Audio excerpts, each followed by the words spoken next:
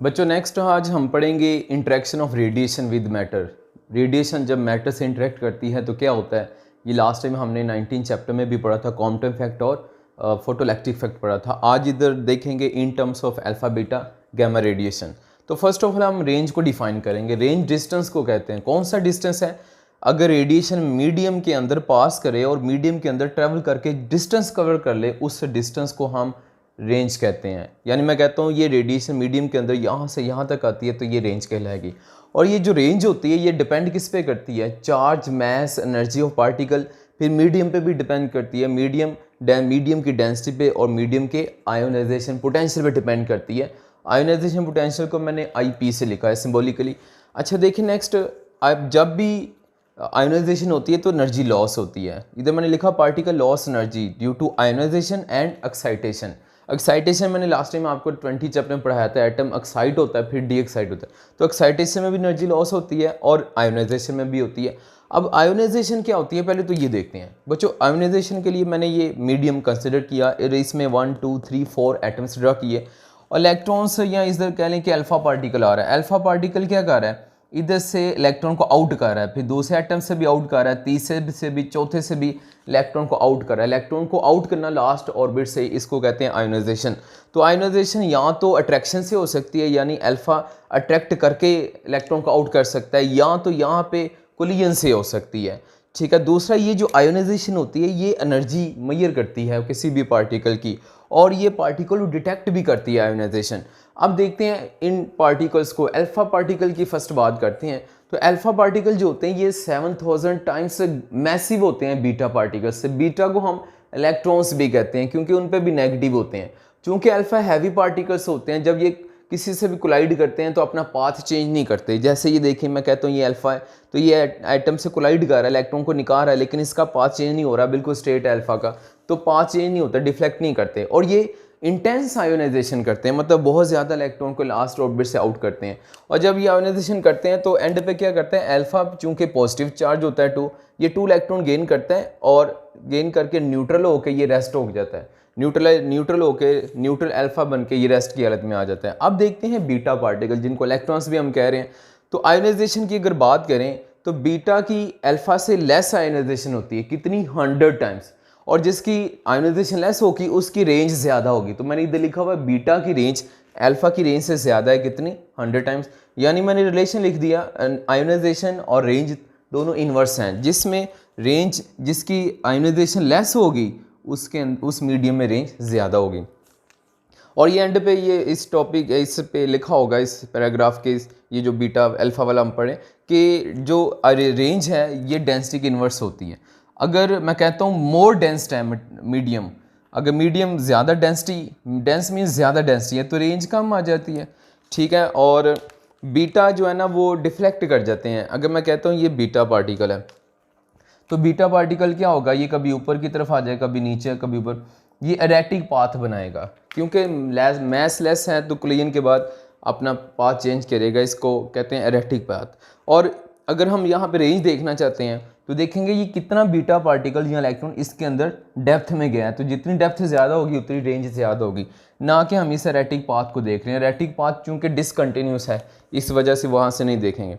और alpha beta जो होते हैं ये एक्स रे इमिट करते हैं जब स्लो डाउन्स होते हैं, क्योंकि हमने 20 चैप्टर में पढ़ा था, 16 चैप्टर में पढ़ा था, जब चार्ज्ड पार्टिकल स्लो डाउन होते हैं यानी डिसलेशन होते हैं, स्लो डाउन होंगे तो जिस स्लो डाउन का ही नाम डिसलेशन रखा हुआ है, तो इलेक्ट्रोमैग्नेटिक रेडिएशन में तो करते हैं। तो यहाँ पे अल्फा बीटा स्लो डाउन होंगे तो एक्स रे वाली रेडिएशन एमिट करेंगे। अब देखते हैं गैमा रेडिएशन।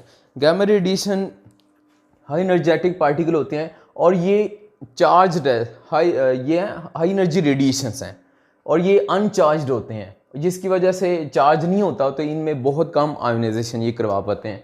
और इनकी आयोनाइजेशन 3 वे से होती हैं: फोटोइलेक्ट्रिक इफेक्ट, क्वांटम इफेक्ट और पे प्रोडक्शन। अगर गैमा रे की energy less than 0.5 mega electron volt है तो ये फोटोइलेक्ट्रिक इफेक्ट कहलाएगा।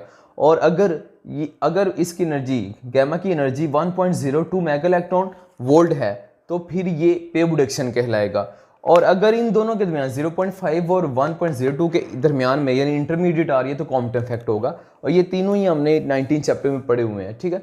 अब देखते हैं कि ये जो आयोनाइजेशन है गैमा की, ये आयनाइजेशन स्केयर ऑफ डिस्टेंस के इन्वर्स होती है, बिल्कुल ऐसे जैसे लाइट की इंटेंसिटी, ये आई फॉर इधर इंटेंसिटी है, तो गैमा की इंटेंसिटी स्केयर ऑफ डिस्टेंस की इन्वर्स होती है, बिल्कुल ऐसे जैसे लाइट की इंटेंसिटी स्केयर ऑफ डिस्टेंस की इन्वर्स होती है। और गैमा की इंटेंसिटी का फॉर्मूला होता है I equal to I naught exponential minus mu x, और म्यू का नाम होता है absorption coefficient. Absorption coefficient medium की प्रॉपर्टीज़ पे डिपेंड करता है और एनर्जी ऑफ फोटोन पे डिपेंड करता है। बच्चों नेक्स्ट हम देखने लगे हैं फ्लोरेसेंस। फ्लोरेसेंस क्या होती है? जब हाई फ्रिक्वेंसी लाइट अब्जॉर्ब हो और इसके नतीजे में लो फ्रिक्वेंसी लाइट एमिट हो, इस फिनोमेना को कहते हैं फ्लोरेसेंस। और alpha beta gamma produce fluorescence when fall on zinc sulphide sodium iodide and platinocyanide. Alpha beta gamma जब भी इन मटेरियल पे फॉल करती हैं तो फ्लोरेसेंस होती है, मतलब हाई फ्रिक्वेंसी फॉल करती है तो मिट उसके बदले में कौन सी होती है? Low frequency light in the visible region.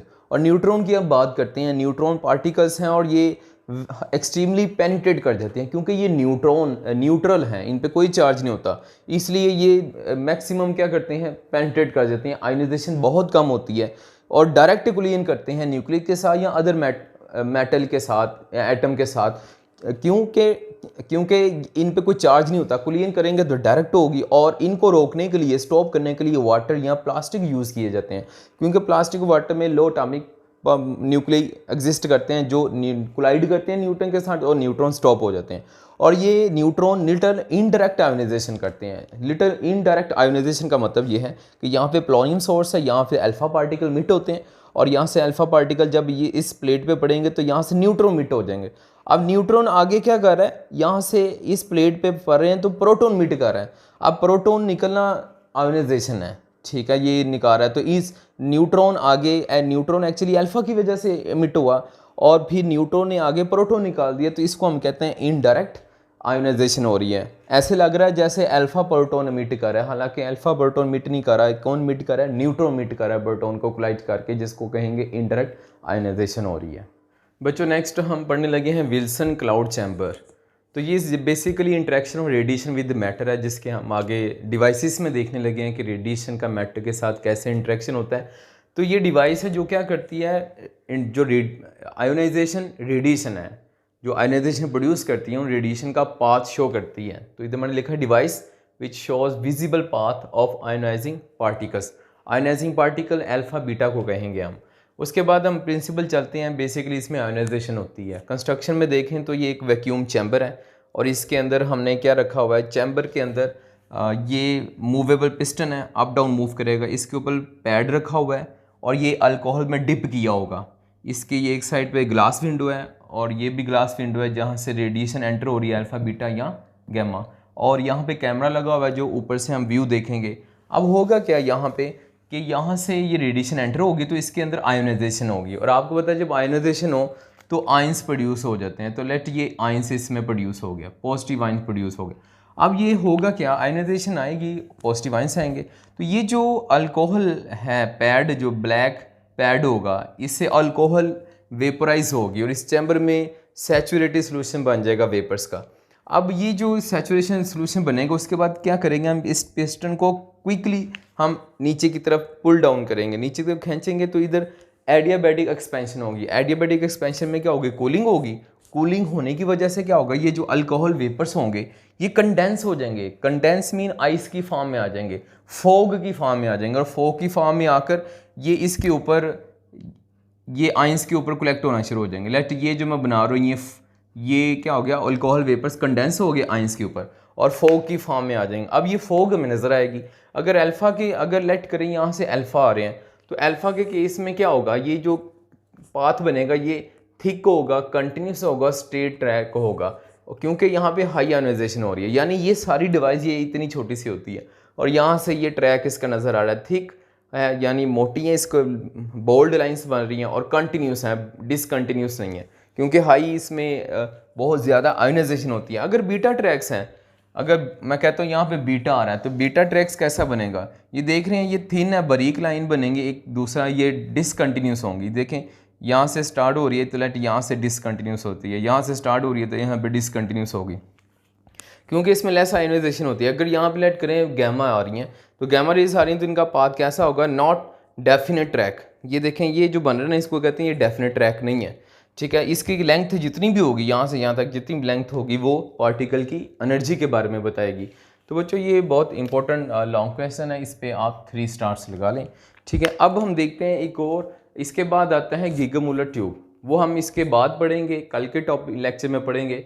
तो ये वाला इजी है, तो इसको पहले इस लेक्चर के साथ मैंने अटैच किया हुआ है। तो आज इसको पहले देख लेते हैं। सॉलिड स्टेट डिटेक्टर, ये बेसिकली पीएन जंक्शन होता है जिसको रिवर्स बाइस पे ऑपरेट करते हैं।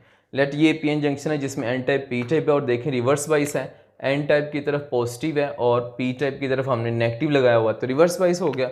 और यहाँ पे बैटरी 50 वोल्ट की होती है, और ये रेड कलर में ये मैंने ड्रा की, ये आयनाइजिंग पार्टिकल है, अल्फा बीटा गैमा है। इस पर फॉल करेंगे तो आपको पता है जब पीएन जंक्शन पे रेडिएशन एनर्जी फॉल करती है, ये लाइट फॉल करती है, तो क्या होता है, इलेक्ट्रॉन होल पेयर जनरेट होते हैं। ये जो इलेक्ट्रॉन होल पेयर जनरेट होंगे, ये क्या करेंगे, करंट प्रोड्यूस करेंगे। वो करंट आगे इधर हमने स्केलर लगाया होगा, स्केलर में यहाँ पे एक्सटर्नल सर्किट है, और वो करंट स्केलर में आ जाएगा, यानी एक्सटर्नल सर्किट में आ जाएगा, उसको एम्पलीफाई भी कर देंगे। अब देखें यहाँ पे ये जो रेडिएशन फॉल करें, अगर ये 3 से 4 इलेक्ट्रॉन वोल्ट तक भी है, यानी लो एनर्जी की है, तो फिर भी इलेक्ट्रॉन होल पे जनरेट हो जाएंगे और वो डिटेक्ट हो जाएगी उस पार्टिकल की एनर्जी। और ये क्या होता है, लेस कलेक्शन टाइम होता है इसमें। लेस कलेक्शन टाइम का मतलब ये है कि ये जो विल्सन क्लाउड चैम्बर है, ये जो हमने गीगामूलर अभी पढ़ना है, उसमें क्या होता है कि वो ज़्यादा टाइम लेते हैं कलेक्ट होने के लिए। हम जैसे रेडिएशन फॉल करते हैं कुछ टाइम लगता है, फिर पता चलता है कि करंट प्रोड्यूस हो रहा है। लेकिन इधर क्या होगा, जैसी रेडिएशन पड़ी उसी वक्त इलेक्ट्रॉन होल पे रहेंगे, करंट आ जाएगा, करंट से हमें पता चल जाएगा कि ये कितनी रेडिएशन है, कौन सी रेडिएशन है, अल्फा बीटा गैमा। ठीक है, उसके बाद यहाँ पे हम कहते हैं कि ये क्या करते हैं, डिटेक्ट अल्फा बीटा, और ये अल्फा बीटा को बेसिकली डिटेक्ट करती हैं। अगर इसको स्पेशल डिज़ाइन बना दिया जाए तो ये गैमा रेस को भी डिटेक्ट कर लेती हैं, और ये मोर एफिशिएंट और एक्यूरेट होती हैं। ठीक है बच्चों, ये वेरी इंपॉर्टेंट लॉन्ग क्वेश्चन है, इस पे आप लगा लें 4 स्टार्स। तो इसकी वर्किंग को मैंने बहुत शॉर्टकट लिखा है, आपने इसको डिटेल से लॉन्ग क्वेश्चन में पेपर में लिखना है। तो ये था आज का लेक्चर, मिलते हैं नेक्स्ट, इजाज़त दें, अल्लाह।